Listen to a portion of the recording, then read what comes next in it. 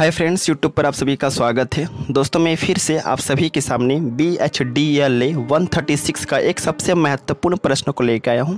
और ये एक ऐसा प्रश्न है जो हर बार एग्ज़ाम में आता है और इस बार भी एग्ज़ाम में आने की संभावनाएं काफ़ी अधिक है।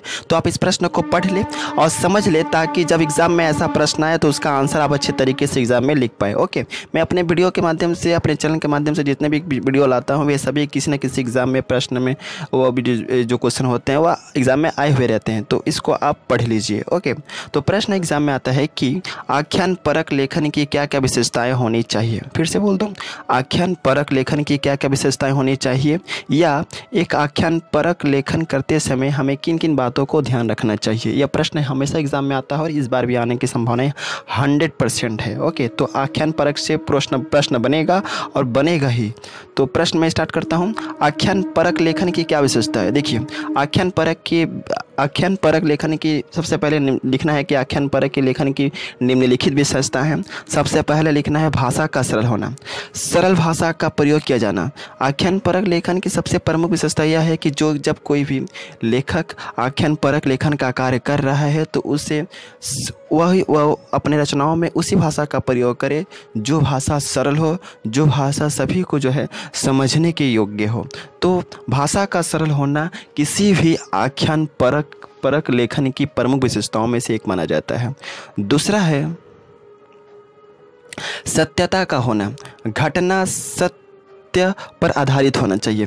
कहने का मतलब है कि मान लीजिए जब कोई लेखक आख्यान परक लेखन का कार्य कर रहा है तो उसे इस बात का समुचित ज्ञान होना चाहिए कि वह जिस घटना के बारे में वर्णन कर रहा है या जिस घटना के बारे में वह बताना चाहता है वह 100% जो है उस सत्य हो, वह 100% जो हो ट्रूथ हो। ओके, तभी जो है वह आख्यान परक लेखन अच्छे तरीके से लिख सकता है। तो सबसे पहला बात है कि भाषा का सरल होना चाहिए। दूसरा बात है सत्यता का होना बहुत ही आवश्यक है, क्योंकि सत्यता अगर हम नहीं डालेंगे तो पाठक जो है उस चीज़ से उस रचना को पढ़ेगा नहीं, और पढ़ेगा भी तो उसके मन में संदेह रहेगा कि यह जो तथ्य है वह सही नहीं है। तो सत्यता का होना बहुत ही आवश्यक है। तीसरा बात है आंकड़ों का सही संग्रह, घटनाओं से संबंधित आंकड़ा सही होना चाहिए। किसी भी आख्यान परक लेखन की सबसे प्रमुख विशेषता यह है कि हम जब भी, यानी कि जो लेखक जब भी किसी आख्यान परक लेखन का कार्य करता है तो उसे उस आंकड़े को उठाकर सामने रखना चाहिए, उस आंकड़े को उठा कर के अपने रचनाओं में रखना चाहिए जो आंकड़ा जो है एकदम 100% सही है, जो कलेक्शन जो है उस घटना से रिलेटेड वह 100% सही होना चाहिए। तभी वह आख्यान परक लेखन का एक माध्यम बन सकता है। तो आंकड़ों का सही संग्रह भी आख्यान परक लेखन के सबसे प्रमुख विशेषताओं में से एक माना जाता है। तो किसी भी लेखक के लिए यह बात बहुत ही ज़रूरी है कि वह जिस घटना के बारे में लिख रहा है वह घटना से संबंधित जो आंकड़ा है वह 100% सही होना चाहिए। ओके, फोर्थ नंबर है प्रत्यक्ष वार्तालाप शैली। प्रत्यक्ष वार्तालाप शैली भी आख्यान परक लेखन की सबसे प्रमुख विशेषताओं में से एक है, क्योंकि इसमें लेखक की यह कोशिश होनी चाहिए कि वह रचना का इस प्रकार वर्णन करे मानो पाठक और रचनाकार एक दूसरे से आमने सामने बातें कर रहे हैं। प्रत्यक्ष वार्तालाप शैली का मतलब ये हुआ कि जब भी एक लेखक अपने आख्यान परक लेखन का कार्य कर रहा है तो उसे इस बात का ध्यान होना चाहिए कि वह अपनी रचना में किसी भी घटना का वर्णन कर रहा है या जिस विषय पर वह आख्यान परक लेखन का कार्य कर रहा है वह इस तरीके से वर्णन करे, उसका वर्णन इस ढंग से करे मानो कि पाठक जो है, यानी कि पढ़ने वाला जो है, और रचनाकार यानी जो लिखने वाला जो है वह एक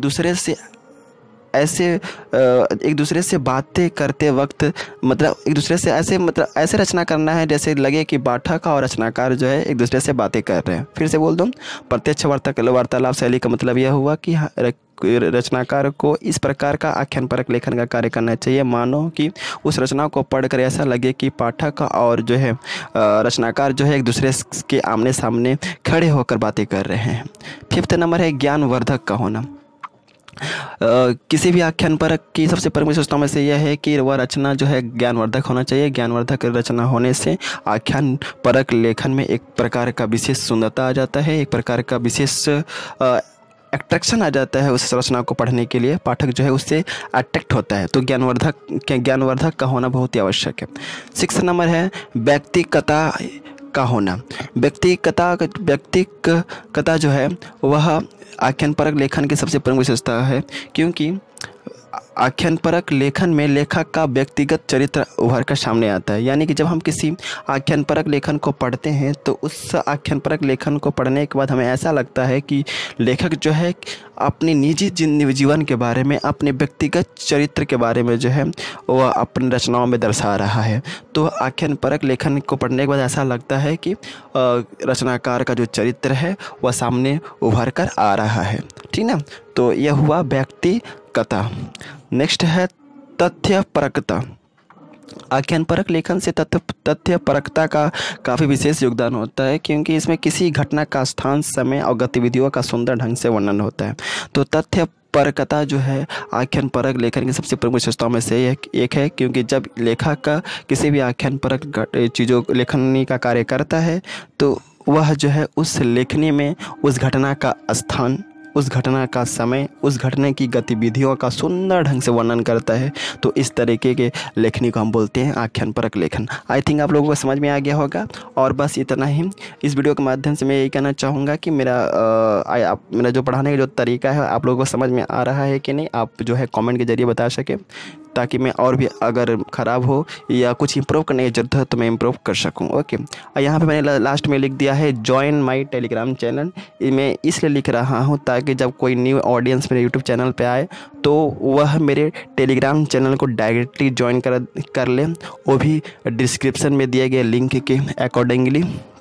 तो डिस्क्रिप्शन में मैंने लिंक दे दिए हैं, वहाँ से डायरेक्टली उस लिंक पर क्लिक करके आप मेरे टेलीग्राम चैनल के मेंबर बन सकते हैं। और जैसे ही मेंबर बनते हैं मैं इसका PDF आपको प्रोवाइड करा दूंगा। बस इतना ही। And thank you and best of luck for exam. जय हिंद, वंदे मातरम।